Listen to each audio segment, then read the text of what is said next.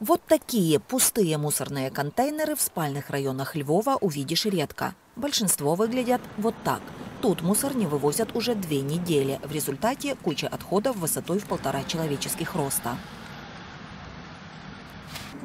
Ситуация в городе критическая. Мэр Андрей Садовой говорит, что Львов оказался на пороге экологической катастрофы. В своем обращении к горожанам он попросил их производить меньше отходов, потому как вывозить их попросту некуда. Мы зверталися в усі можливі інстанції, Мы обращались во все возможные инстанции, чтобы городу дали доступ к полигонам для утилизации бытовых отходов, пока не будет построен перерабатывающий завод. К сожалению, в силу различных обстоятельств, в том числе админресурса, нам одну за другой перекрыли все возможности для вывоза отходов. Городская свалка закрыта уже 8 месяцев после того, как при страшном обвале там погибли люди. Большинство компаний, которые занимаются вывозом мусора, уже заявили, что отправлять отходы теперь некуда. От экологического бедствия, распространения паразитов и болезней Львов пока спасают только снег и сильные морозы.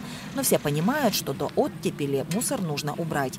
Мария предложила организовать площадки для сортировки и упаковки в самом городе, если для этого нет места в области.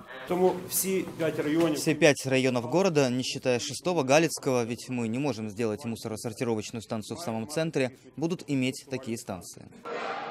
Предложение рассматривали на экстренном заседании горсовета. Его работе пытались помешать группа молодых людей.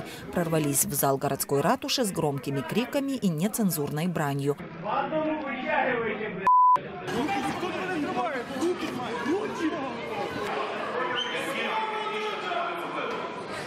Кто они такие и чего хотят, не объяснили. С таким звуковым сопровождением депутатам пришлось голосовать. Утвердили решение создать во Львове временные площадки для приема, сортировки и упаковки отходов в брикеты.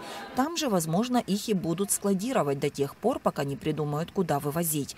А вот это как раз самый интересный вопрос. Ведь за 8 месяцев с начала мусорного кризиса ни городская, ни государственная власть так и не смогли начать строительство во Львове мусороперерабатывающего завода.